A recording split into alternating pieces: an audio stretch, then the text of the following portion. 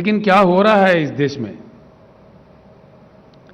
आज जो कुछ भी हो रहा है गलत हो रहा है। जो कुछ भी किया जा रहा है गलत किया जा रहा है। ऐसे स्थिति में देश को खामोश नहीं रहना चाहिए, आवाज उठाना चाहिए, सबको एकत्रित होना चाहिए और एक परिवर्तन ऐसा वैसा नहीं, एक उच्च गुणवत्ता वाली परिवर्तन। We need to bring in a qualitative change in Indian politics. It's the requirement of the nation today. आज के हमारे जो प्रधानमंत्री है वो आज हैदराबाद आने वाले हैं, 2 दिन के लिए यहां रहने वाले हैं।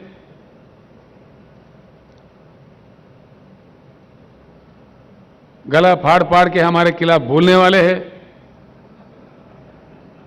कोई बात नहीं, लोकतंत्र है, जो जिसके समझ में आए बोले, जो जिसको कहना है कहे। यही हमारा लोकतंत्र का मान्यता है। हम इतना ही कहना चाहेंगे, माननीय प्रधानमंत्री जी, जिस प्रकार से आप विपक्षी दलों के नेताओं पे गला फाड़ फाड़ के गलत आरोप लगाते हैं, उसी प्रकार से जो संबोधित करने वाले हैदराबाद सभा को, उसमें हमारे प्रश्नों का उत्तर दीजिए। ये मांग आज आपसे देश कर रहा है। प्रधानमंत्री जी, जब आप पहली बार चुने गए थे, जनता के साथ कई आश्वासन दिए थे, कई प्रॉमिसेस किए थे। एक भी, कम से कम एक भी आपका किया हुआ वादा पूरा हुआ क्या? हम जानना चाहेंगे तो किया है तो किस वादा आपने पूरा किया? एक भी, कम से कम एक भी टार्च लाइट डाल के भी ढूंढो तो नहीं मिलेगा। ये मैं नहीं, सारे देश कह रहा है।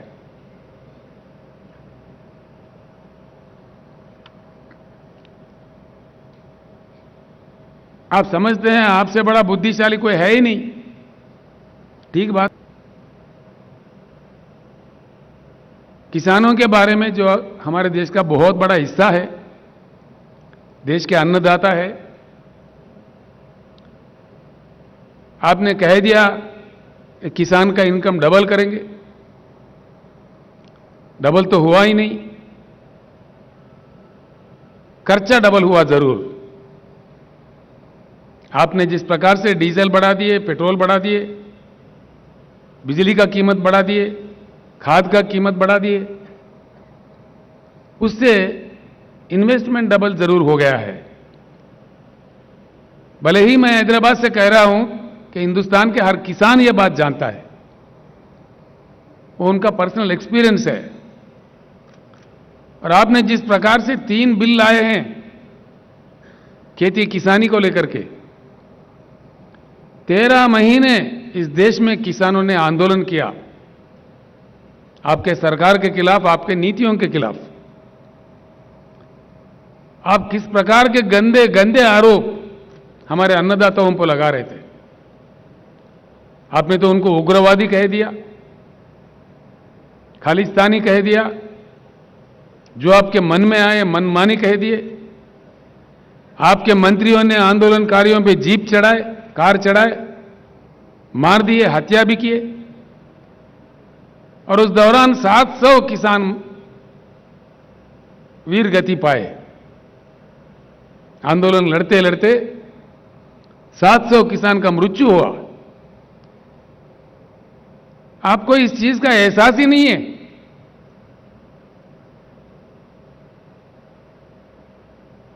कोई दया नहीं है। क्या ये सच नहीं कि 700 किसान मारे गए? यहां से मैंने ऐलान किया था, यशवंत जी, आंदोलन के दौरान जिन किसान भाइयों ने अपनी जान गंवाई है, उनको तो हम लौटा नहीं सकते, लेकिन उन परिवारों के देखभाल के लिए तेलंगाना सरकार की ओर से हमने 3-3 लाख रुपए हर घर में देने का घोषणा किया। और हाल ही में मैंने पंजाब सरकार के सहयोग से चंडीगढ़ तक जाके वहां किसानों के हाथ वो चेक दे दिए। इसके भी हमारे प्रधानमंत्री, हमारे भाजपा के नेता मजाक उड़ा रहे थे, आप तो देते ही नहीं, कम से कम जो देने वाले हैं उनका मजाक भी उड़ाते हैं, ये आपका राज है, ये आपका नीति है। इस प्रकार का सरकार आप चला रहे हैं इस देश में। दोस्तों, ये सोचने की बात है, जिस प्रकार के बातें माननीय प्रधानमंत्री कह रहे थे, माननीय कृषि मंत्री कह रहे थे, भाजपा के वरिष्ठ नेता लोग कह रहे थे, किसानों का जिस प्रकार अपमानित कर रहे थे, आखिरकार हुआ क्या? अगर आप सही थे, अगर आपके बनाए हुए कानून सही थे, आखिर हुआ क्या? सारा देश के सामने आपको सर झुका के किसानों को माफी मांगना पड़ा। आपने माफी मांगा? यह तो प्रधानमंत्री का आदत है। चुनाव के वक्त है मीठी मीठी बातें, चुनाव गुजर गया तो झूठी झूठी बातें। ये देश देख रहा है, देश महसूस कर रहा है। अगर आप सही थे तो फिर किसानों को क्यों माफी मांगा? आपके बनाए हुए कानून क्यों वापस लिए? और उसके बाद में किसानों को जो आश्वासन आप दिए थे, क्या हुआ? आज तक कोई बात ही नहीं है। किसान आपको कोई सोना हीरा थोड़ी मांग रहा है। किसान, देश के किसान, किसान अपने उगाए हुए पैदावारी का मोल मांग रहे हैं, मिनिमम सपोर्ट प्राइस मांग रहे हैं, एक इज्जतदार जिंदगी मांग रहे हैं। जिस प्रकार से आप पूंजीपतियों का एनपीएस का कर्जा उतारते हो लाखों करोड़ देके, वो नहीं मांग रहे किसान। किसान मांग रहे तो अपने हक मांग रहे, अपने पैदावारी का दाम मांग रहे, वो भी देने का क्षमता आपके पास नहीं है। आप आवाज ऊंचा करके, बात करके, जो मन में आए कह के आप कहते जाओ, आगे ये नहीं चलने वाला है इस देश में। किसी भी एक वायदा, किसी भी एक प्रॉमिस आपने फुलफिल नहीं किया।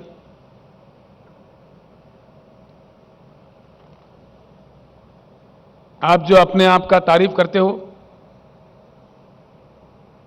हर चीज में देश का मान मर्यादा खत्म होते जा रहा है। आपका तानाशाही दिन ब दिन बढ़ते जा रहा है, जो देश के लिए खतरा है। मैं इसीलिए सबसे हमेशा कहते आ रहा हूं और आगे कहेंगे भी कि राजनीतिक परिवर्तन से इस देश में कुछ बदलने वाला नहीं है, कुछ बदलाव होने वाला भी नहीं है। राजनीतिक परिवर्तन होगा, जरूर होगा, कोई परमानेंट नहीं है। मोदी जी से पहले भी कई प्रधानमंत्री बने। तो जनता जिसको मौका देता है सेवा करने का, करके अपने रोल निभा के चले जाते हैं। मोदी जी, मुझे लगता है कि एक भ्रम में है कि हम ही परमानेंट है। कोई परमानेंट नहीं है, ये अननेचुरल है। इस देश में लोकतंत्र है, इसलिए परिवर्तन कभी भी संभव है, असंभव नहीं है। क्या चला रहे हैं आप? देश में क्या हो रहा है? किस प्रकार का नीतियां अपनाया जा रहा है?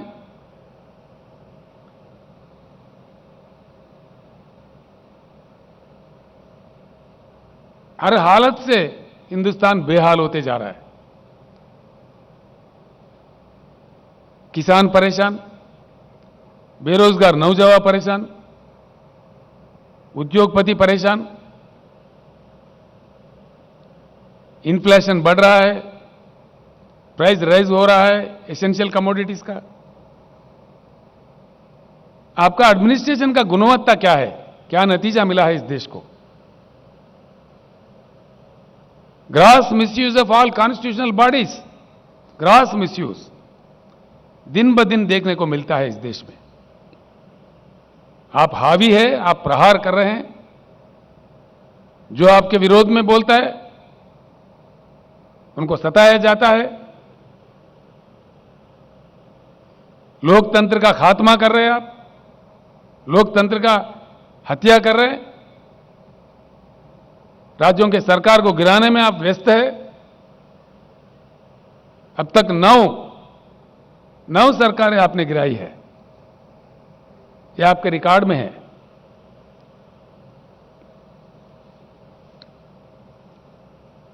इसका नतीजा क्या हो रहा है? किसी भी तरफ देखो बेहाल हिंदुस्तान।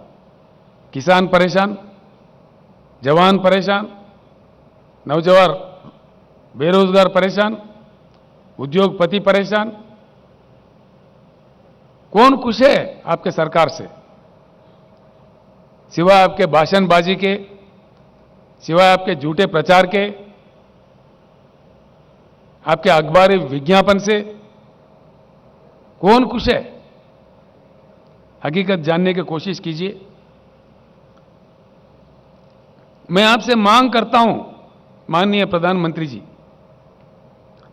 भाइयों, मैं आपको एक बात जरूर बताना चाहूंगा। नरेंद्र मोदी जी 15वां प्रधानमंत्री है इस देश का। He is the 15th prime minister of India. इनसे पहले 14 प्रधानमंत्री और बने थे। किसी के कालखंड में भी, किसी के भी कालखंड में देश का मान मर्यादा इतना नहीं गिरा जितना आपके कालखंड में गिर रहा है। प्रधानमंत्री जी, आपके नारा है भाषण शुरू करने से पहले भारत माता की जय। अगर आपके नारा में सही दम है, आपके रगों में बहता हुआ खून में एक बूंद में भी ईमानदारी है, सच्चाई है, तो एक बात मैं सवाल कर रहा हूं, उसका उत्तर दीजिए। कल के सभा में देश के सामने बताइए कि आपके खिलाफ किस प्रकार का जन आंदोलन चल रहा है श्रीलंका देश में, क्यों चल रहा है? आपने श्रीलंका जाके प्रधानमंत्री का रोल नहीं निभाया, बल्कि एक छोटा सा व्यापारी का सेल्समैन बन गए थे आप, देश का अपमान किए। नतीजा, श्रीलंका का जनता टूट पड़ी है श्रीलंका के रोडों पे। यह शोभा देता है हमारे देश को? अंतर्राष्ट्रीय स्तर पर देश को सर झुकाना पड़ रहा है आपके कारनामों के वजह से। क्या यह सच नहीं है? आपके मंत्री लोग, आपके प्रवक्ता लोग, आप खुद भी गला फाड़ फाड़ के बड़े ऊंचे आवाज में बोलते हो, क्यों चुप्पी साधे हुए है श्रीलंका के मामले में? कोई सरकारी प्रवक्ता अपना मुंह क्यों नहीं खोल रहा है? और आप अपने आप में खुद में क्यों नहीं बोल रहे इस बात में? क्यों चुप्पी साधे हुए हो? क्या वजह है इसके? और इससे बड़ी चीज क्या हो सकता है? श्रीलंका पार्लियामेंट कमेटी के सामने श्रीलंका इलेक्ट्रिसिटी बोर्ड के चेयरमैन बयान दिया दुनिया के सामने खुलेआम कि भारत के प्रधानमंत्री के दबाव के कारण हमने यह कॉन्ट्रैक्ट किसी हिंदुस्तानी व्यापारी को दिया। ये क्या देश का इज्जत बढ़ाएगा? किसी भी आपसे पहले आए हुए, बने हुए किसी भी प्रधानमंत्री जी के कालखंड में ऐसे आरोप भारत पर नहीं लगे।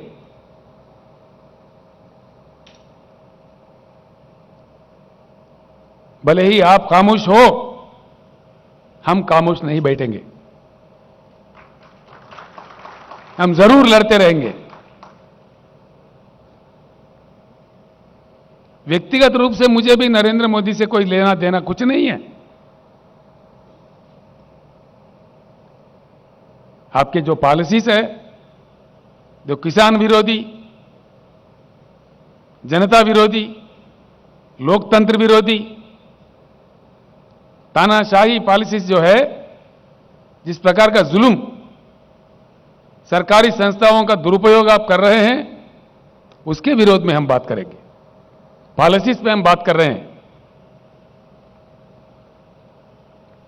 अगर आप ईमानदार है, सच्चे हैं, तो कल के पब्लिक मीटिंग में हैदराबाद से ही भारत के जनता को उत्तर दीजिए। बताइए साफ साफ क्या हुआ श्रीलंका में, यह हम आपसे पूछ रहे हैं। वरना हम आपको दोषी मानेंगे, बिल्कुल दोष देंगे आपको।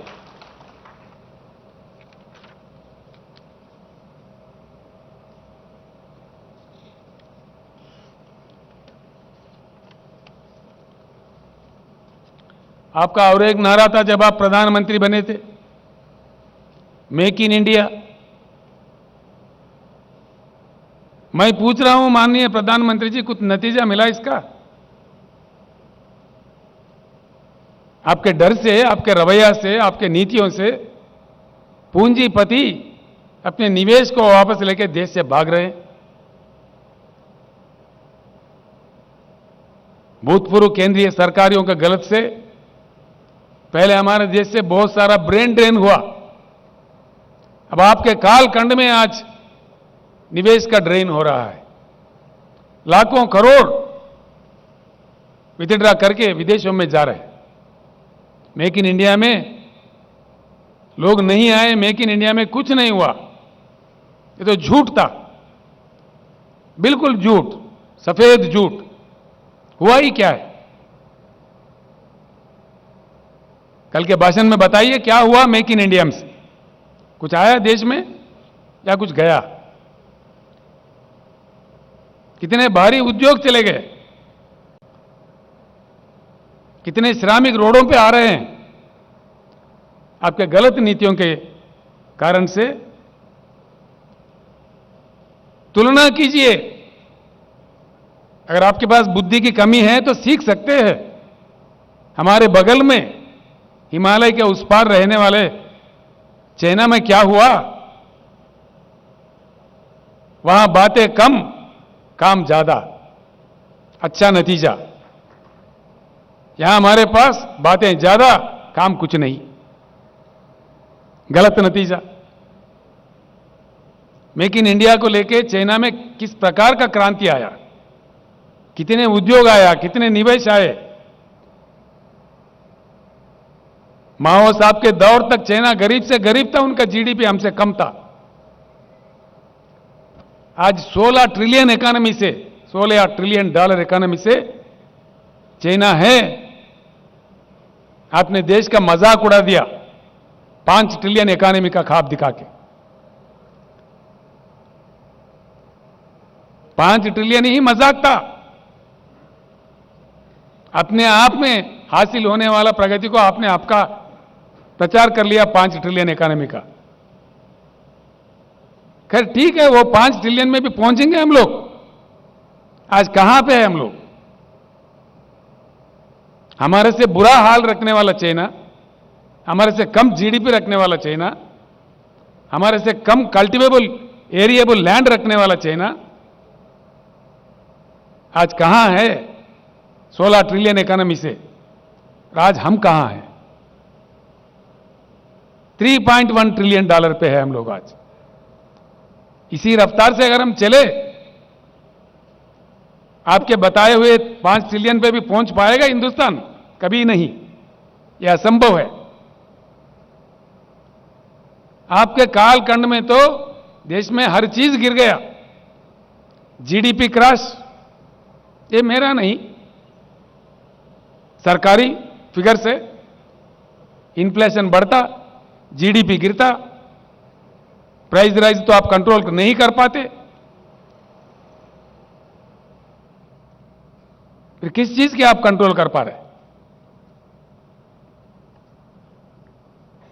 लाखों करोड़ों श्रमिक जो उद्योगों में काम करके के अपने जीवन बिताते, वो बेहाल है, परेशान है, मजबूर है, आंदोलन कर रहे हैं और आप उसका अपमान करने में व्यस्त है। मेक इन इंडिया, नए उद्योग तो नहीं आए, जो ऑलरेडी है हमारे पास वो भाग रहे।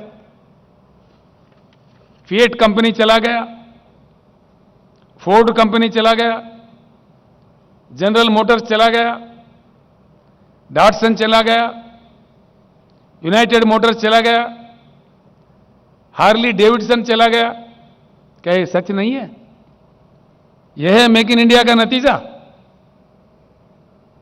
ये तरीका है देश चलाने का? इन चीजों से देश का विकास होगा? विकास नहीं, सत्यानाश होगा। अगर ये माहौल ऐसे ही बने रहे, पूंजीपति अपने निवेश को विथड्रा करे, हमारे देश से इंडस्ट्री भाग रहा है, निवेश का ड्रेन हो रहा है, हम स्पेक्टेटर बने रहेंगे, देश का सर्वनाश होगा। बड़ा ही दुख होता है। हो क्या रहा है और प्रचार क्या किया जा रहा है, ये कितनी गलत बात है। हमारे इतने विशाल देश है, विशाल जनता है, 140 करोड़ पे पहुंच रहा है हमारे पॉपुलेशन। इनके साथ जो आप खिलवाड़ा कर रहे हो, मजाक कर रहे हो, ये देश के हित में अच्छा नहीं है, बिल्कुल गलत है। आपने एक भी बात निभाया क्या? आपने कह दिया काला धन वापस लाएंगे, आया क्या मोदी जी?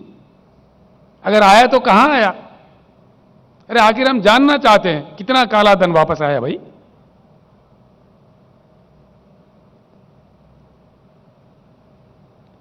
सर झुक जाता है शर्म से। सरकारी आंकड़े बताते हैं कालाधन डबल हो गया, दुगना हो गया। कालाधन कंट्रोल नहीं हुआ लेकिन डबल हुआ। स्विस बैंक से पैसे नहीं आए, मोदी जी के कालखंड में दुगना हो गए, डबल हो गए। ये रिपोर्ट्स है, ये हमारे आरोप नहीं है, हकीकत है। ये सारे देश और दुनिया जानता है कि यही विकास है, यही आपका महान कार्यकर्ता है।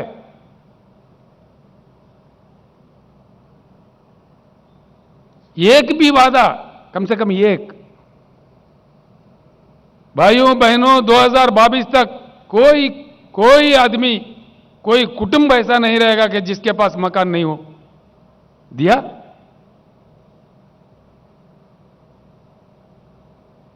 हम तो 2022 में आ गए, मोदी जी अभी नहीं पहुंचे 2022 में। बड़ी अजीब बात है।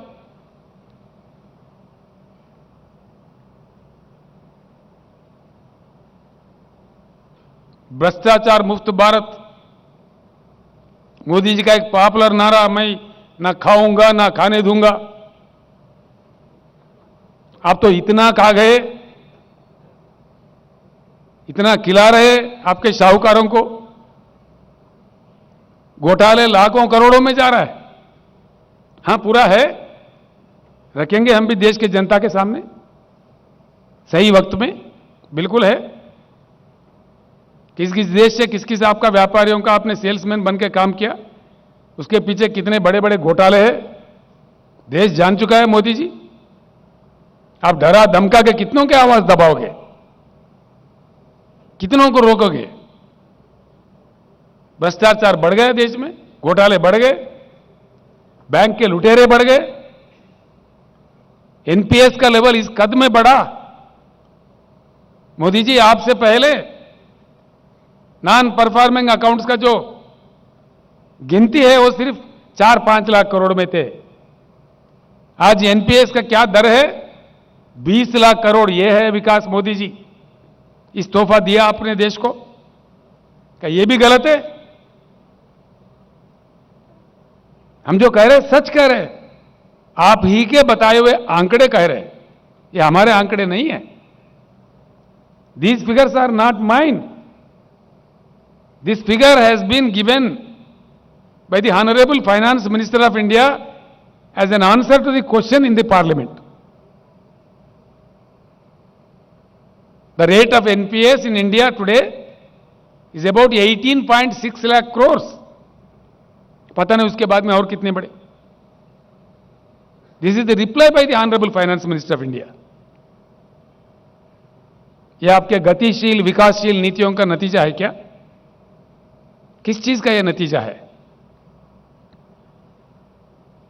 आपके गलत कारनामों से, गलत उसूलों से, गलत फैसलों से देश का मान मर्यादा गिर रहा है, जीवन प्रमाण गिर रहा है,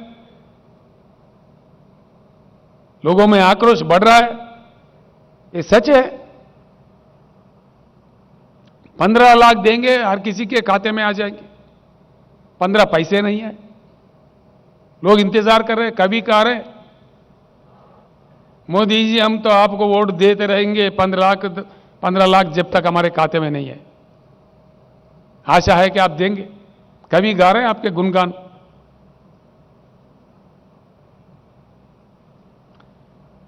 किसी भी वादा उद्योगपतियों के साथ, छोटे उद्योगों के साथ आपने जो वायदा किया, एमएसएमई को 1 घंटे के अंदर लोन देंगे, महीनों भर भी इंतजार करें, नहीं मिलता। बस आपका वादा रह गया। मोदी जी, आप जब रुपया गिर रहा था, जब माननीय मनमोहन सिंह जी प्रधानमंत्री थे, आप अपने गला फाड़ फाड़ के बोल रहे थे। आज रुपये का वैल्यू क्या है, मैं पूछ रहा हूं आपसे, कल उत्तर दीजिए। भारत के इतिहास में पहली बार सबसे नीचा वैल्यू किसी प्रधानमंत्री के समय में नहीं हुआ। यह भी आपको शोभा देता है प्रधानमंत्री जी? 79 रुपीस यूएस डॉलर के प्रति आज हमारा रुपये का वैल्यू है 79 रुपीस। अरे बाप रे, ये देश का हालत को बता रहे। आपका कितना महान एडमिनिस्ट्रेशन है, इसका यह नतीजा है। आप ही कह रहे थे। मैं जानना चाहता हूं भाई, नेपाल का रुपया नहीं गिरता, बांग्लादेश का नहीं गिरता, सिर्फ भारत का ही क्यों गिरता?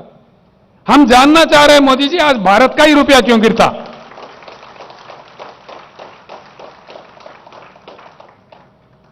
हम भी आज जानना चाह रहे हैं, देश जानना चाह रहे हैं। किसी प्रधानमंत्री के समय में इतना नीचे नहीं गया रुपये वैल्यू जितना आपके समय में जा रहा है। और फिर भी आप बोलते हैं आपका ढोल बजाओ।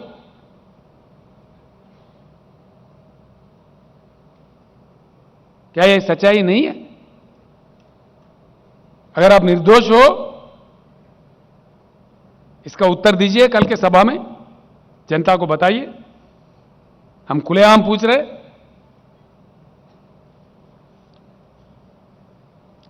न मकान दिए, न दुकान दिए,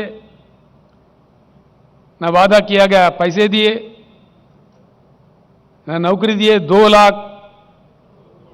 2 करोड़ नौकरियां हर साल। अब हैरत की बात यह है, नया तो नहीं मिले, लेकिन जिस कदर आप प्राइवेटाइज कर रहे हैं, एलआईसी जैसे संस्था को भी बेच रहे, नवरत्ना को भी बेच रहे, लोगों को रोड पे लाया जा रहा है। नया तो नहीं मिले, लेकिन है जो मौजूदा है वो भी जा रहा है। ये मेरा बात नहीं, सारे देश ये बात जानता है।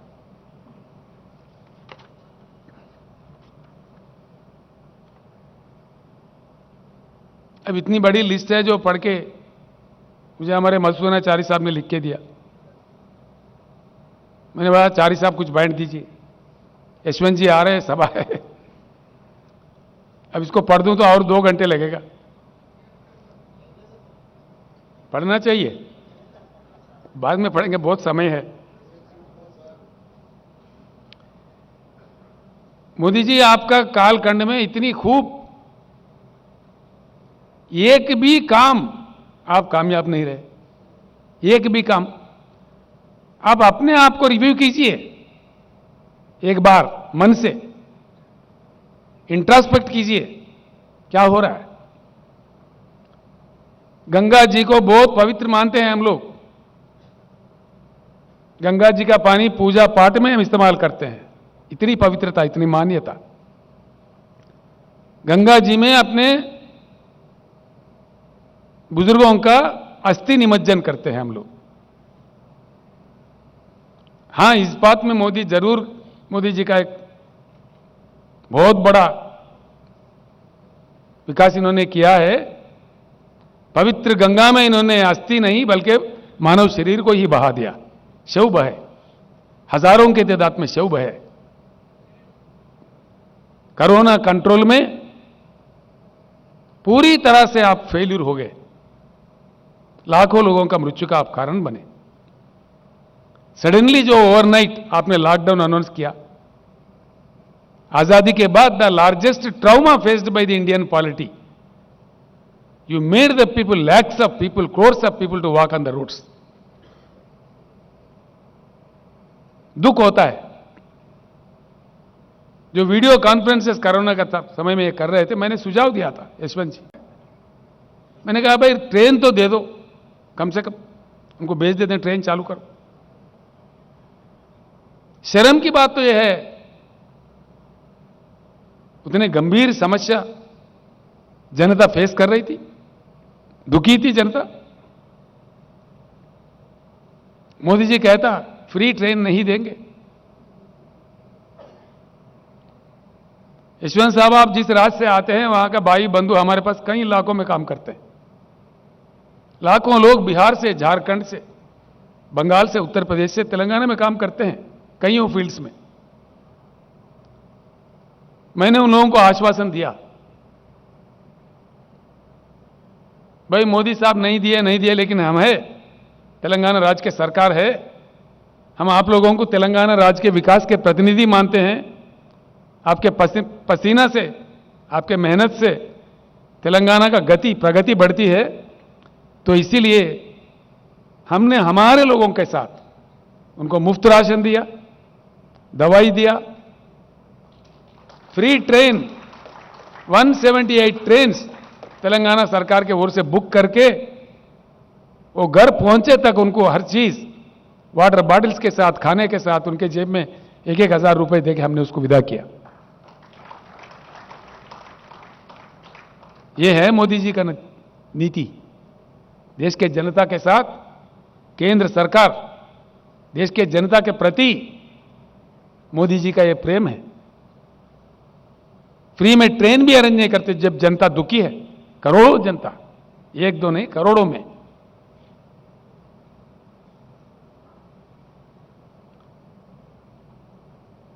हर चीज, हर पॉलिसी देश को नष्ट कर रहा है।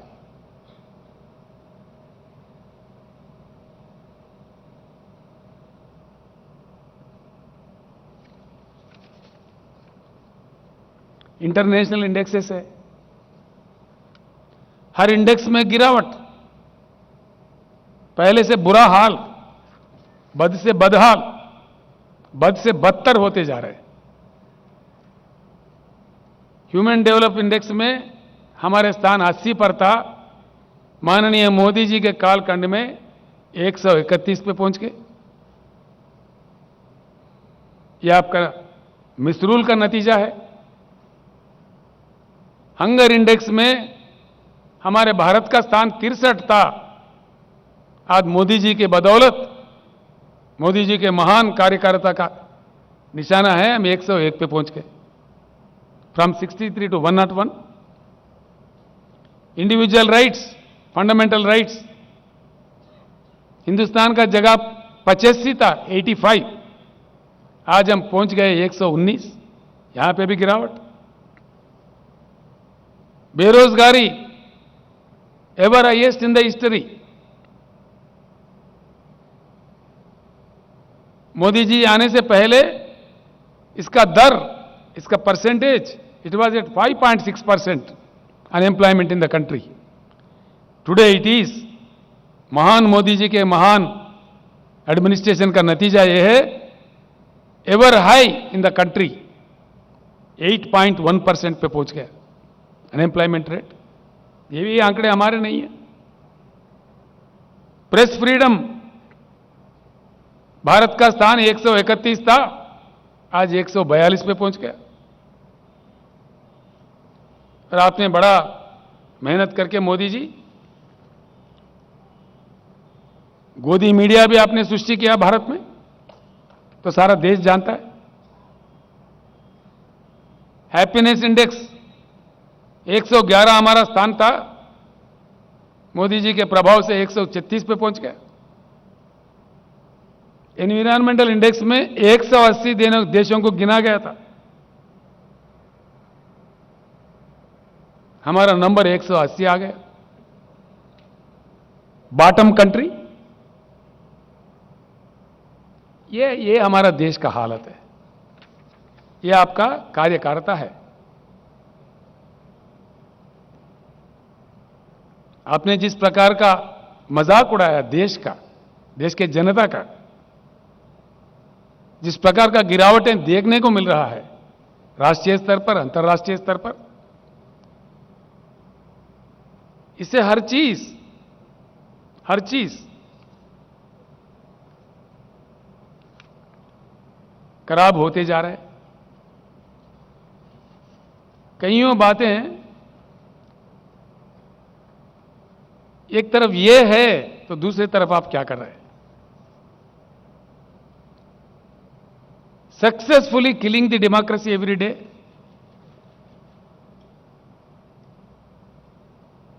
Successfully killing the federal system of India,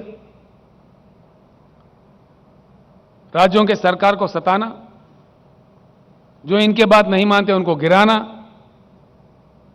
इतने महान लोग हैं, ये एक आश्चर्यजनक बात है सर, आश्चर्यजनक। यहां महान केंद्रीय मंत्री है जो मोदी साहब के क्लासेस सुन के ट्रेंड है, बड़े महान मंत्री देख रहे, केंद्र हैदराबाद में कह रहे, बड़ा आश्चर्य होता है। साहब यहां पे 119 एमएलए सीट है, जिनमें से हम और हमारे फ्रेंडली पार्टी मिलके 100 सीट हम जीत लिए थे। 88 तो हम जीते थे, 95 सीट्स हम जीते थे, 3/4 मेजॉरिटी। उसके बाद में हमारी संख्या बढ़ी, आज टीआरएस के एमएलए है 103, 104, और हमारे एक फ्रेंडली पार्टी है उनके एमएलए 7। और माननीय केंद्रीय मंत्रीगण जो हैदराबाद में बैठे हुए हैं वो कह रहे हैं महाराष्ट्र में जैसा सरकार गिरा है तेलंगाना में देखने को मिलेगा, तेलंगाना सरकार भी गिराएंगे। ठीक बात है, गिराइए।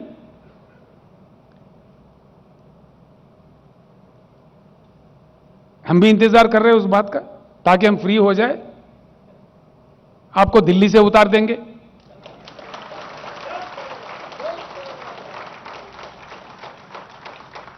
हमेशा हमेशा क्रांति का रास्ता क्राइसिस से ही बनता है। तेलंगाना एक ऐसा समाज है यशवंत जी, 60 साल लड़के अपने अस्तित्व को, अपने गरिमा को बनाए रखने के लिए तेलंगाना का जनता ने 60 साल लड़ी है, आखिरकार अपने बलबूते, अपने राज हासिल करके आज आगे बढ़ रहा है, आप सब लोगों के आशीर्वाद से। एक जंग और लड़नी पड़े, तेलंगाना कभी पीछे नहीं हटेगा। दूसरी तरफ भारत का अपमान इस कदर हो रहा है अंतर्राष्ट्रीय स्तर पर, जिससे हमें बहुत बड़ी चिंता है।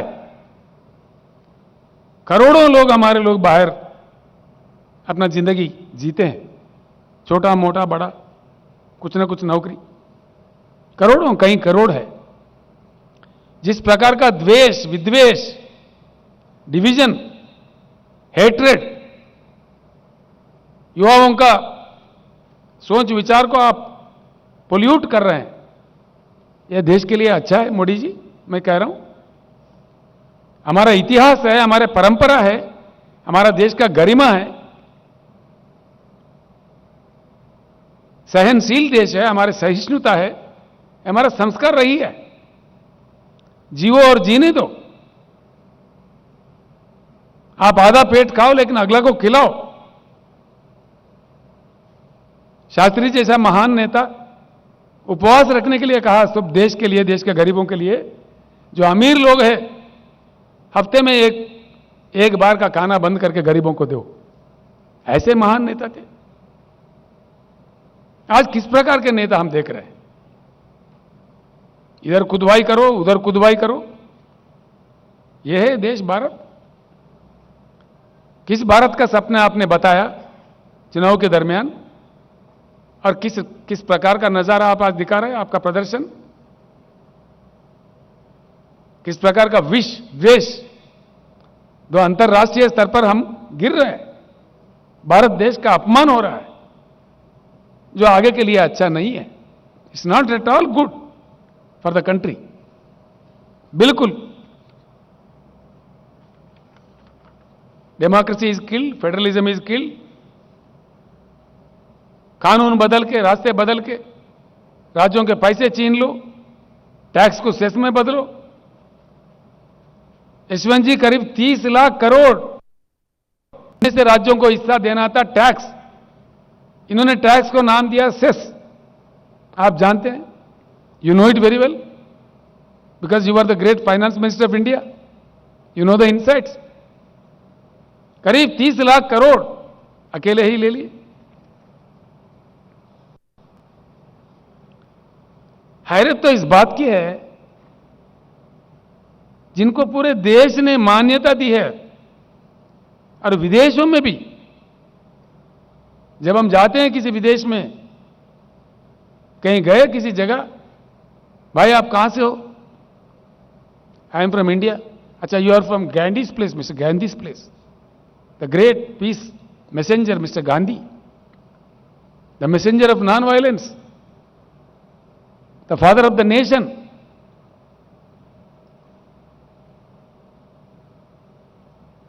अरे आपका इतना मतलब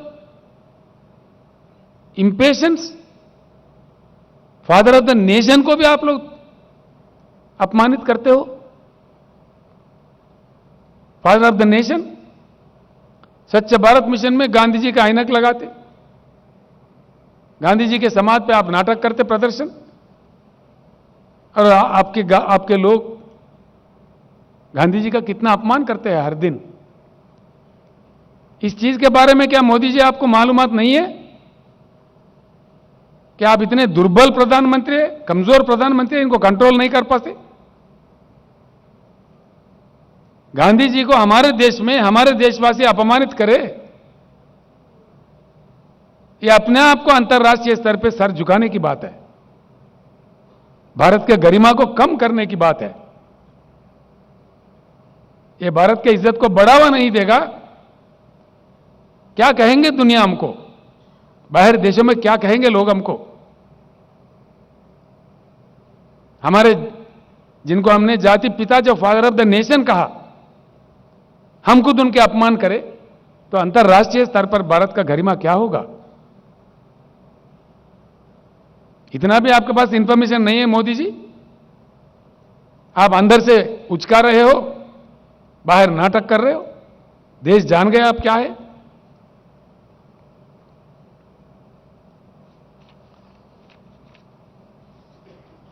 अनवांटेड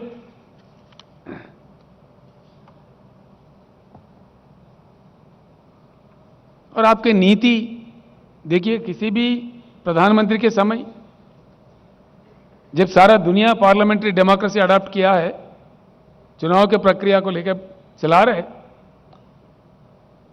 हमारे जैसे कई देश हैं जहां चुनाव के जरिए सरकारों को चुने जाते हैं। तो किसी भी प्रधानमंत्री कभी भी यह गलती नहीं करे कि दूसरे देशों के चुनाव के संदर्भ में हम दखल अंदाजी ना दे। पता नहीं कौन जीतेगा, कौन हारेगा। जब दुनिया के साथ जीना है, हर देश के साथ हमारे संबंध अच्छे रखने पड़ते हैं। It's a dire necessity of the country to keep good relations with all the nations. Modi ji की महानता यह है, उनका बुद्धि देखिए, कुशलता। ये गए ह्यूस्टन में, अमेरिका में, अमेरिका अध्यक्ष का लड़ाई लड़ने गए और कह दिया वहां पे अब की बार ट्रंप सरकार। अब ट्रंप गया गंगा में तो भारत कहां जाए? ये नीति है। ये जो काम आपने किया जान के किया या अनजाने में किया मोदी जी? कोई देश का प्रधानमंत्री ऐसे करेगा कभी भी? आप क्या समझे अमेरिका अध्यक्ष चुनाव को? अहमदाबाद म्युनिसिपल कॉर्पोरेशन इलेक्शन समझा? कोई जिम्मेदारी थी जब आप ये बात कह रहे थे? इतना बड़ा देश का क्या कर रहे थे आप? मजाक उड़ा रहे थे आप। ये हमारे देश के महान प्रधानमंत्री जो गला फाड़ फाड़ के बोलते हैं, धूम धूम मचा देते हैं छोटी छोटी बात पे। बताइए आपने कहा कि नहीं कहा आपके ह्यूस्टन के सभा में? अगर कहा तो क्यों कहा? मैं तो डिमांड करता हूं देश से माफी मांगिए आप। हां, बिल्कुल डिमांड करते हैं। जो अपने भारत के गरिमा को कम किया है,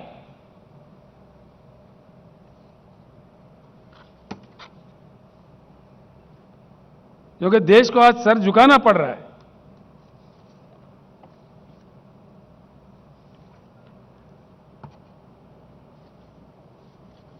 आखिर में ही एक बात कह के अपने शब्द खत्म करूंगा। मोदी जी भगवान है ये मान रहे लोग, ठीक बात है। जो कि अच्छे इंसान को इंसान ही बने रहना चाहिए, भगवान कभी बनना नहीं चाहिए।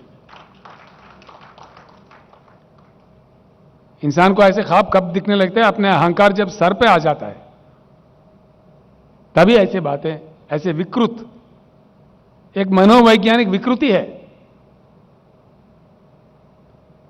मोदी जी एक बात का उत्तर दीजिए, जरूर हम मांग करेंगे। What is the greatness of mister Narendra Modi? आपको जनता ने जो मैंडेट दिया 10 साल का 2 बार चुन के, आपने 8वां साल का भी बजट पेश कर दिया, यानी 80% आपका कालखंड का समय खत्म हुआ और आपने बता दिए कि आप में कितनी क्षमता है। You have exhibited your capability and your level of capability, your capability level is, देश में 70,000 टीएमसी पानी की उपलब्धि है। आप कम से कम पीने का पानी भी फराहम नहीं करें जनता को। और शर्म की बात यह है, पीने का पानी देश के कोना कोना तो छोड़ो, देश के राजधानी दिल्ली में भी आप पानी नहीं दे पा रहे। यह आपकी मान्यता है। दिया आपने? हाल ही में मैं जब दिल्ली गया, वहां के लोग रो रहे थे। जो पीने का पानी नहीं देने वाला प्रधानमंत्री है, बड़ी बड़ी बातें करते हैं। पीने का पानी, क्या यही हिंदुस्तान का किस्मत है? आप ना बिजली दे सकते हैं और ना पीने का पानी दे सकते हैं। देश में उपलब्ध सहज रिसोर्सेस को एक्सप्लॉइट करके देश के जनता को नहीं दे सकते हैं। क्या दे सकते हैं? सिर्फ भाषणबाजी, द्वेष, विद्वेष, विपक्षियों का अपमान, सरकारी संस्थाओं का दुरुपयोग, सिवाय इसके क्या मिला है इस देश को?